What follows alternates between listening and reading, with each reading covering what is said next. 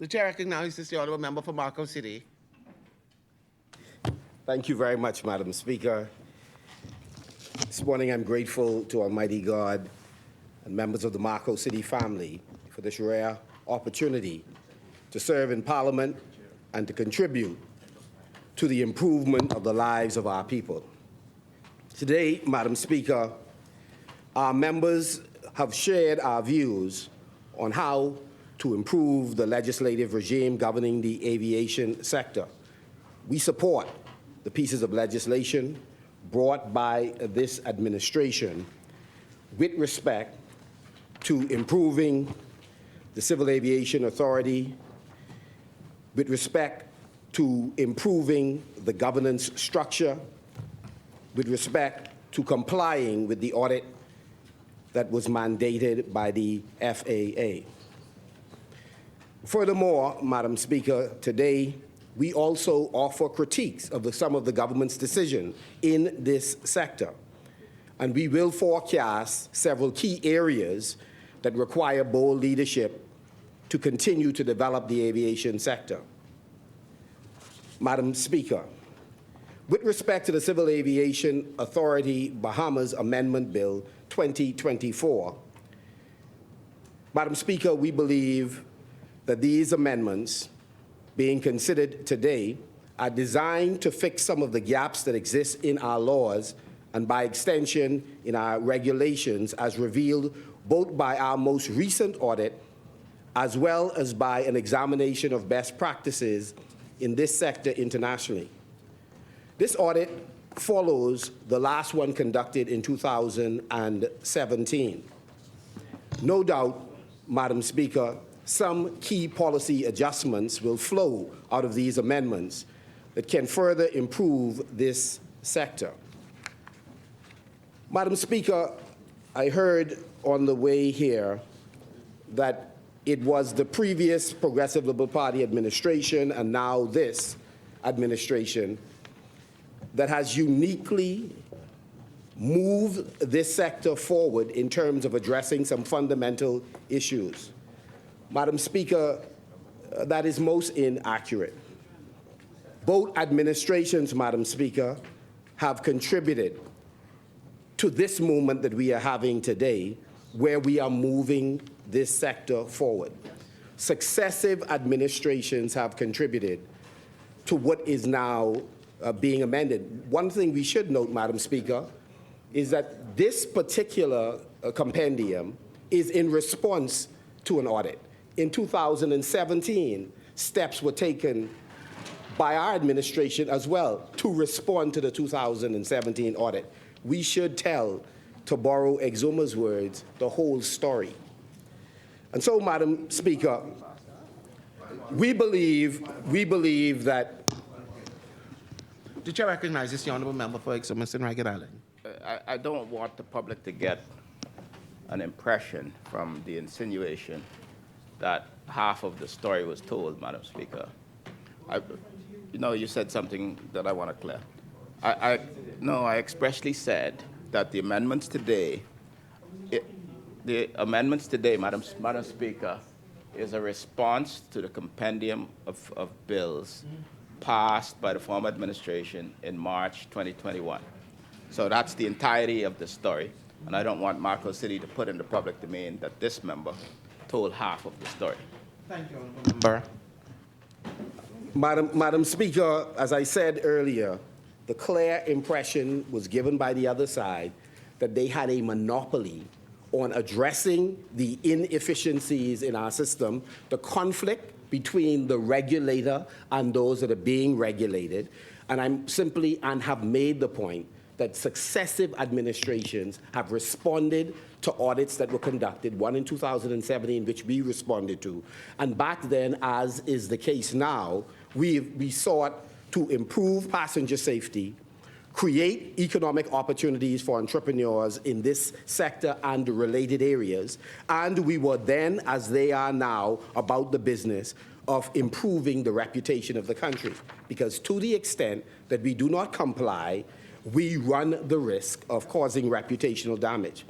Madam Speaker, our members fully appreciate that if parliamentarians fail to act in a timely manner, we run the risk of losing our present flight access to key markets in the U.S. and other localities that we rely on for general commerce and visitor flows.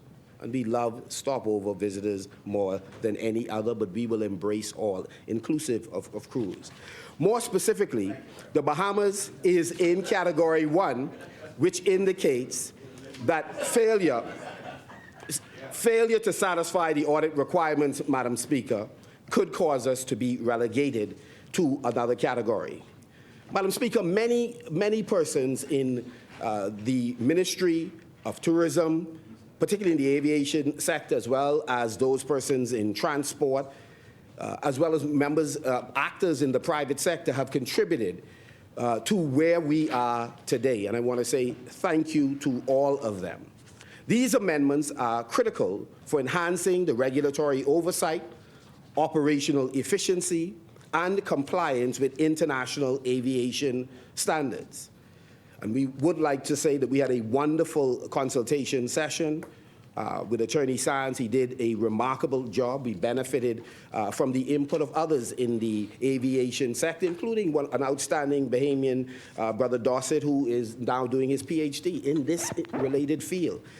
We're grateful to all of them. And of course, owners of private airlines in this country have also been consulted. We are big in the Free National Movement on consulting.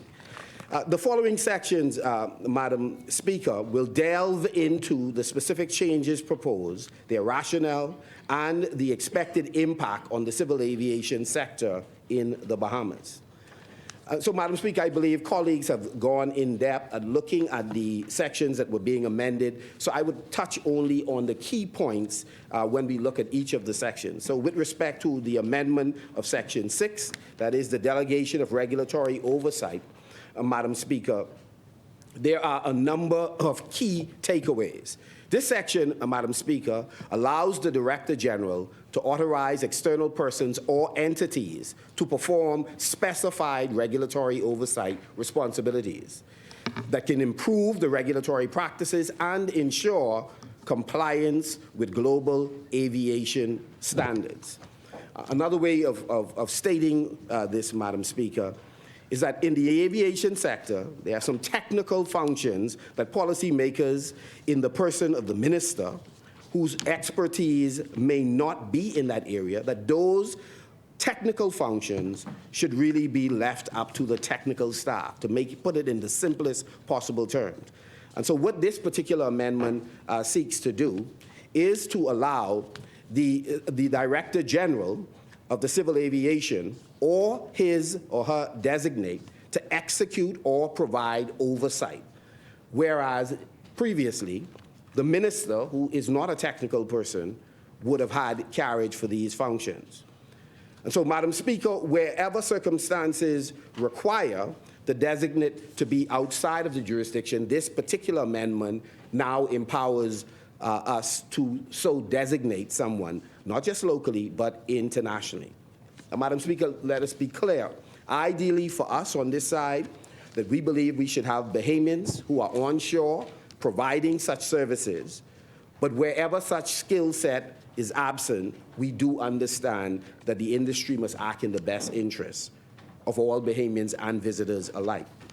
Madam Speaker, we believe that we must continually build capacity to manage and regulate our sector, but much like skill sets, whenever we lack capacity, we should delegate such functions while we are attracting the required resources to build capacity in our sector to allow us to effectively provide oversight. The key points in this amendment is to enhance operational efficiency, ensure specialized and timely oversight, and provides a mechanism for leveraging external expertise. Madam Speaker, with respect to the amendment of Section 16, that is the delegation of powers and functions, the recommendations, Madam Speaker, is that this section be amended to explicitly allow the Director General to delegate, designate, or authorize individuals or entities to carry out the powers and functions on behalf of the authority. This section, Madam Speaker, this amendment clarifies the delegation of authority of the Director General, ensuring that there is no confusion, no ambiguity regarding the delegation of powers. Madam Speaker, another way of putting it, it is globally accepted that corporate boards should not be making primary decisions, that in this case having oversight of highly technical matters, such as, to use one example, state safety program. Such oversight should be provided by technical experts locally or where necessary internationally. The board should focus on administration of corporate as well as policy matters. Madam Speaker, one of the examples that we heard is rather fitting and it's rather shocking that we missed it in the past, is that while a medical assessor is essential in evaluating our pilots in the industry and carrying out their function, the legislation previously did not expressly give the Director General the power to designate the medical assessor. They now have this authority to do so. Madam Speaker, with respect to the amendment of the schedule, that is, looking at the board functions and clarifying what the new functions will be, Madam Speaker, this section seeks to amend the schedule to specify the board's role in overseeing the administration of the authority's corporate objectives and functions, and to clarify their policy development responsibilities.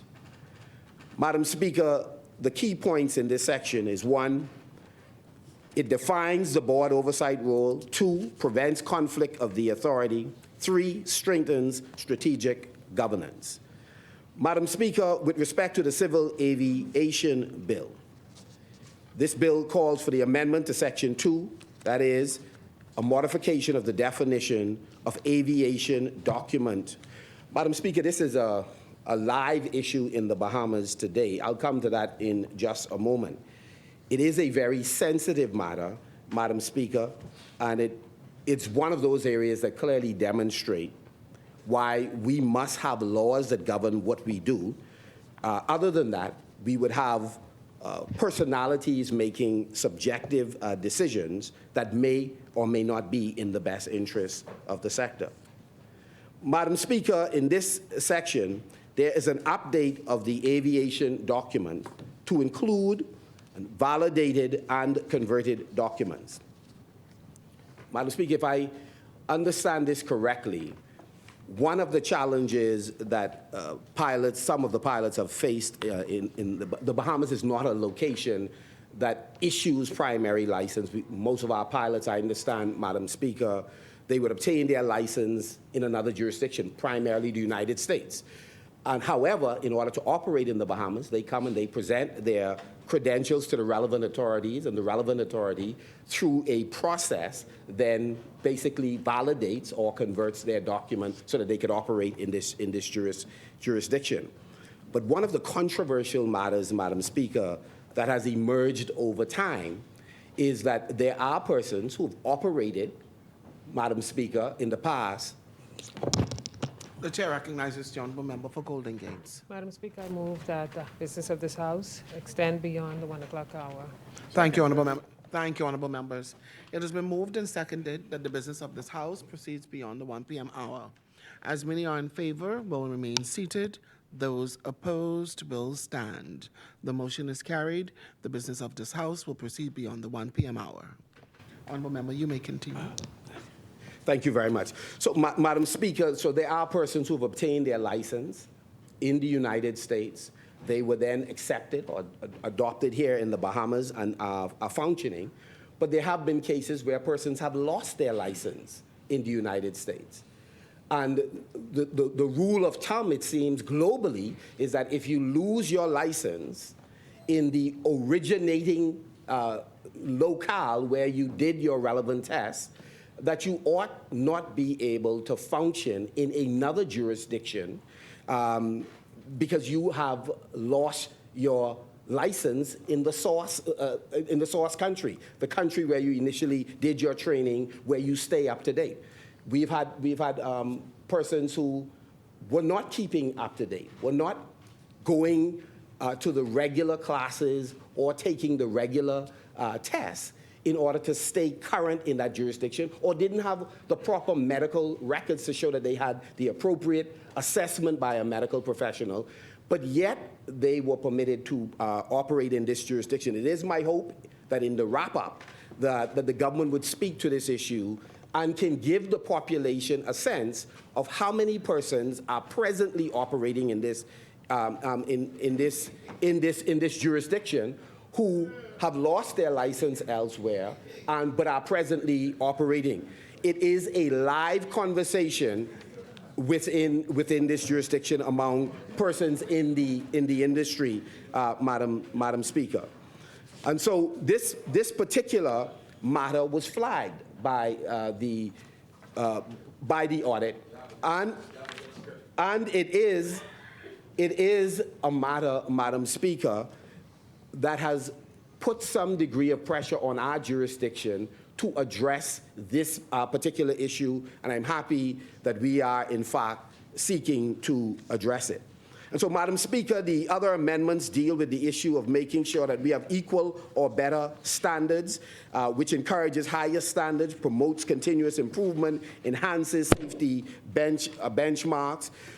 The additional amendment deals with the issue of inspection and surveillance, which allows us now to expand the inspection authority, ensures comprehensive surveillance, addresses safety concerns effectively.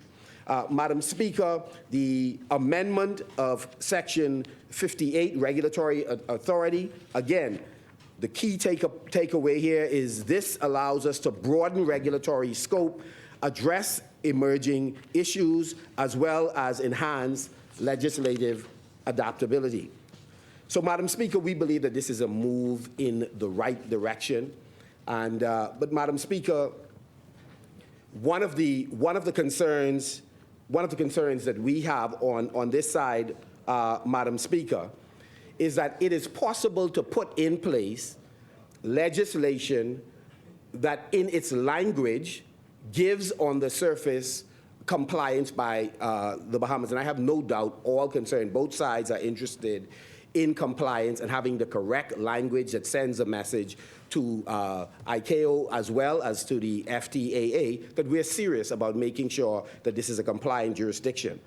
But we do know that there is a temptation among some policymakers to interfere in the operations of what would ordinarily be independent bodies or independent, whether it's director generals or persons who hold key positions. And so we believe that the government should give consideration to how can we not only have the appearance of us being compliant, but that we would undergird the independence of these actors like the Director General of Aviation or whoever they designate. And so I wanted to just to make a few suggestions from our side with respect to that. In other words, the change from Minister to Director General or their designate must be strengthened by ensuring that real independence is built into this process. As legislators, we should consider one or more steps to go beyond change in clauses to change in practice and culture, inclusive of avoiding political appointments of Director Generals at the Director General level that may not have the requisite skills. And this is not to say, Madam Speaker, I'm not commenting one way or another about the present arrangement. I'm saying we need to guard against politicians appointing persons through political patronage in technical positions. That's very important, Madam Speaker. And so there are ways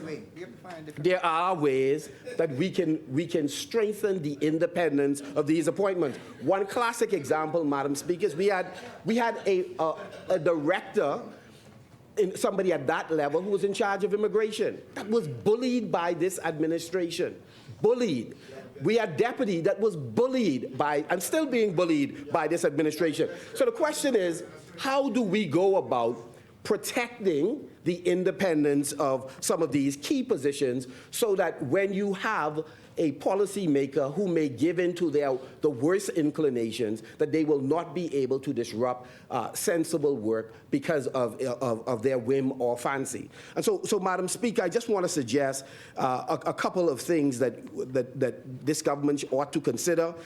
Their failure to do so leaves it up to us next year or the year after to put in place when we become the government, Madam Speaker. The following actions, Madam Speaker, should be considered in this regard. 1, create a hiring process that guards against narrow political hires and put in place protections that enable a sitting Director General to resist a partisan minister from interfering with the appropriate discharge of the director or his designee job execution. 2, impose legal penalties for interference in the director or in the work of the Director General or their designee. 3, impose legal penalties for a Director General that abdicates his or her function in deference to a policy maker or private interest. Madam Speaker, it is really important that in law that we pursue this. The tendencies that we have certainly seen over the last 2.5 years is worrisome. I spoke and was ridiculed for having spoken about the weaponizing of certain organs of government by this administration. I was told that what I was saying was reckless, etc. But we have seen on multiple occasions the manifestation of this kind of behavior by some members of this administration, Madam Speaker. Madam Speaker, industry insiders have for years raised tough questions that this moment gives us an opportunity to answer. The glaring issues, Madam Speaker, include the following for this government's administration or for us to solve when we are given an opportunity to govern in the not too distant future. 1, what is the most effective way to remove the perceived bias in how the national airline chooses charters that act on behalf of the airline when it is satisfying certain demands for flights that they themselves are unable to provide? We ought to fix it. 2, how does the Bahamas more tightly regulate the charter market to ensure safety and fair competition? 3, how should the Bahamas government arrange its airline fees such that Bahamian airlines are not being mandated to pay fees and pay on a schedule, I would add, that foreign airlines have flat out refused to pay? The International Civil Aviation Organization cost principles mandate that there should be no discriminatory pricing for airlines. And so in the wrap-up, I would be grateful if the minister would address this particular issue, whether or not he accepts that there is discrimination. Have they heard from members of the sector, practitioners, entrepreneurs, and to what extent have they been responsive to addressing this issue of discrimination? I may have missed it, but in listening to the member for Exuma, I do recall in a previous communication there was exuberance in expressing what our revenue was from overflight fees, which again, I should just stick a pin and say, no administration has a monopoly on having worked on securing overflight fees. In fact, as far back as C.A. Smith, FNM ministers had traveled internationally to engage in discussions on this issue. And without question, the member for Angleton, who we have great respect for, has done a wonderful job in this regard, but is not alone, because the Honorable Dionisio de Aguilar has also done a wonderful job. So these items that are being embraced and coddled as something peculiar to the Progressive Liberal Party have in fact spanned both administrations. And so the point that I'm essentially making is that with great exuberance, we heard about, I believe it was some $32 million having been collected from overflight fees. I'm wondering to what extent those funds have been repatriated and are now being used by the civil aviation sector. And so it would be good during the wrap-up to address this issue, because my understanding is that that the funds were collected by IATA. The funds then have come to a company here in the Bahamas, but that the government may not presently be utilizing this bonanza that they have talked about so enthusiastically, and I'm sure they'll address it, and hopefully the comments would be, it ain't so. It ain't so. And so we await that. Madam Speaker, the fourth thing is, what steps will the government take to ensure that non-compliance of international airlines in paying overflight fees or any other fees owed to our jurisdiction? Okay, no problem. And five, is it correct that there isn't adequate check airman for every class of pilot licenses? We know that it is a requirement that for every category of license, that it is important to have check airmen in order to take persons out to verify that they've qualified for that particular class of flying. We just want to know whether or not we have adequate persons in the market.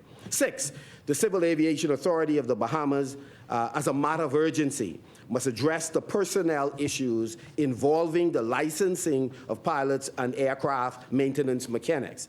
One aviation expert stated one of the issues this way. As we mentioned earlier, we believe we are absolutely committed, and we want to say to the Bahamian people, in every area of our governance, once you give us an opportunity, we believe it's important to consult and then act. I think, to borrow, I don't know if it's Kendrick Lamar who says, they're not like us? They're not like us? Yeah, that's right. They're not like us. They're not like us, huh? No? Yeah, that's you. Okay, they're not like us. Okay. All right, good. The Bahamas do not issue pilot licenses. This is, again, I'm quoting one of the practitioners in the sector. The Bahamas do not issue pilot licenses. They validate another international The chair recognizes the honourable member. Thanks. So, Mr. Regular. We do. It is not possible yet to get a full commercial pilot license in the Bahamas, but certainly in terms of private, et cetera. I think the member for Marco City has a good script today, and I won't interrupt him anymore, but I just wanted to correct that specific point.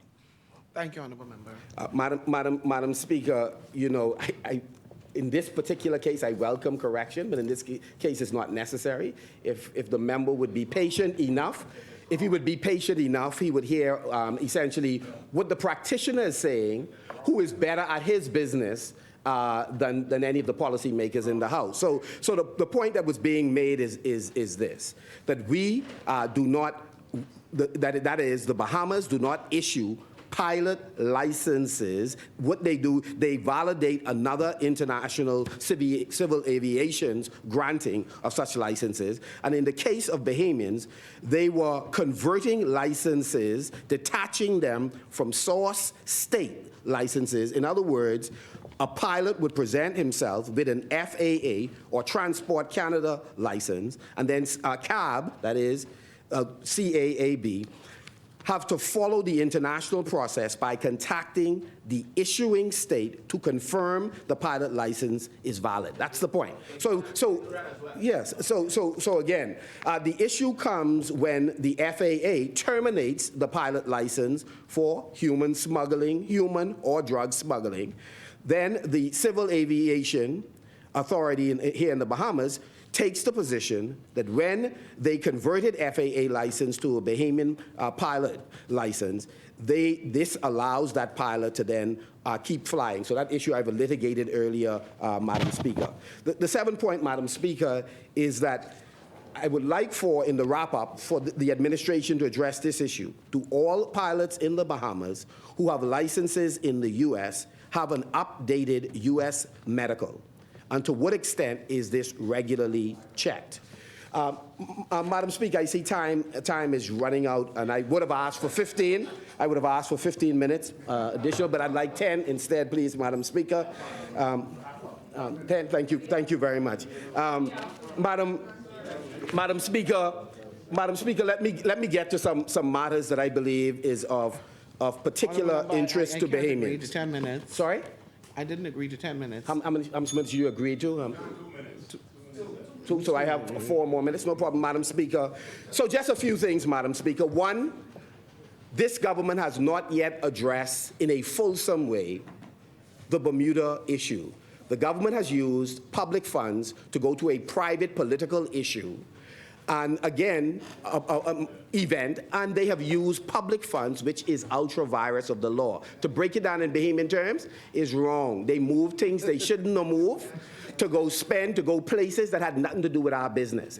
We would like this government to lay those documents on the table, showing that monies have been paid, and then to indicate what sanctions exist for those persons who made the decision. The second thing is, they must provide a final and complete explanation on the $2.5 million allocated for the acquisition of the plane. The story changed on multiple occasions. I don't know exactly how many times. The last count appears to have been anywhere between 3 and 6 times. The issue here is the $2.5 million which was allocated, we then find out later that this plane was confiscated. So it wasn't even a new plane. $2.5 million more than likely could have bought a brand new King Air. But given the taste of this administration, I think it would be more than $3 million that this administration would. I did Google it actually. And so again, but I know your tastes are very different than ours. It's not your taste is not like ours. You're just not like us, right? So. But here's the point. Here's the point. Here's the point. Did the plane that the government presently have? This is if the public remembers nothing else. Remember this about this plane. The government has not yet, to the best of our knowledge, deregistered the plane in the location it came from. If they have, they should indicate that they have. Have they found out where the plane was registered and has it been deregistered? In other words, why, for example, was a $2.5 million listed for acquisition when the money was supposedly designated for refurbishment? Does the Prime Minister know which country the confiscated plane came from and was registered in? Has the plane been deregistered? Has his office obtained the export certificate of airworthiness? I speculate that it will not be possible to refurbish this plane. Because if you don't have the background information on the plane, you're not in a position to say if it is airworthy. And so we ask, where is the export certificate of airworthiness? Does his office have the maintenance record of the plane, including the timeline of any of the components of the plane, the propeller, the engine, any part of it, the landing gear? Is the Minister of Finance aware? This is what I'd like for you to listen to carefully. Is the Minister of Finance aware that a state-owned and operated aircraft cannot operate under civil aviation legislation or regulations?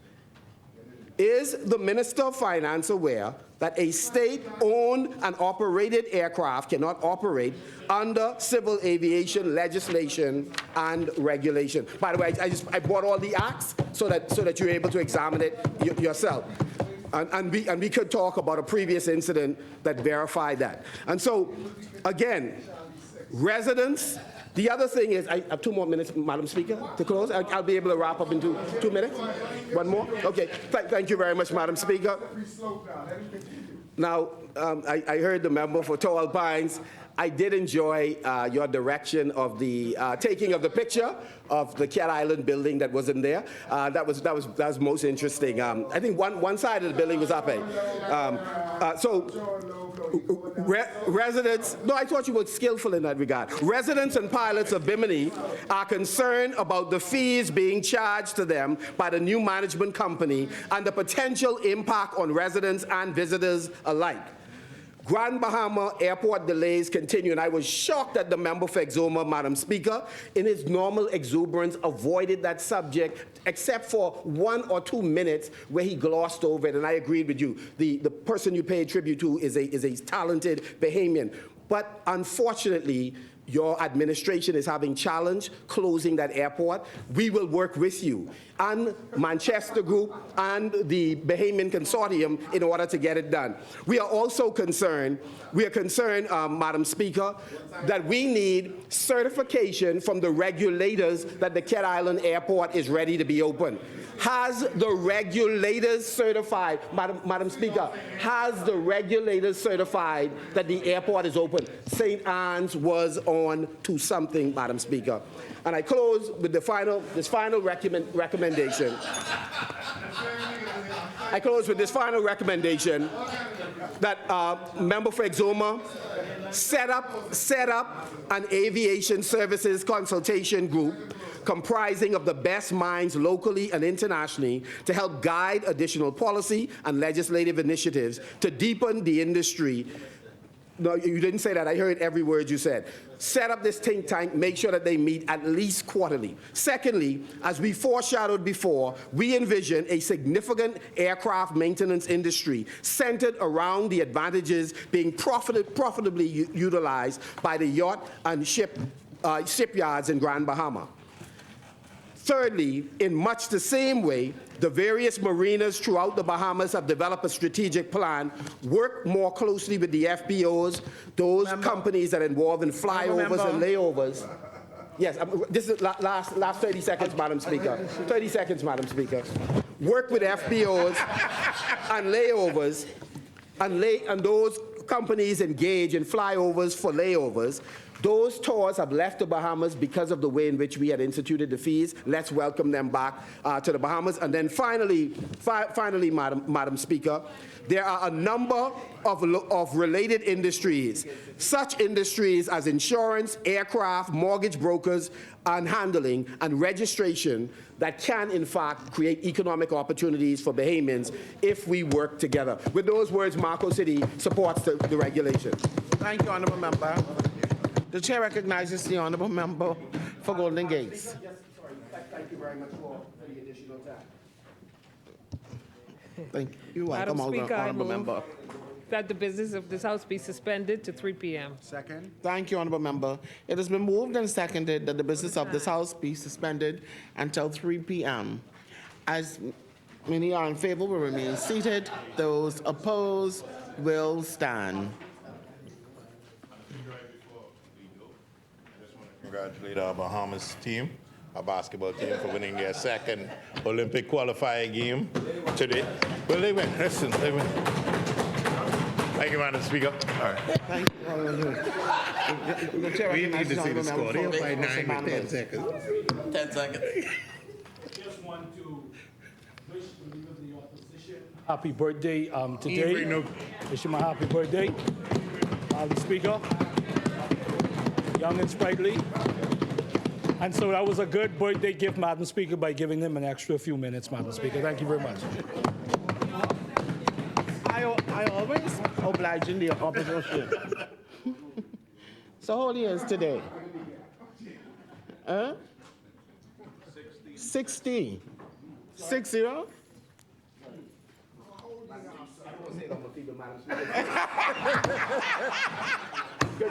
It's good to be 25.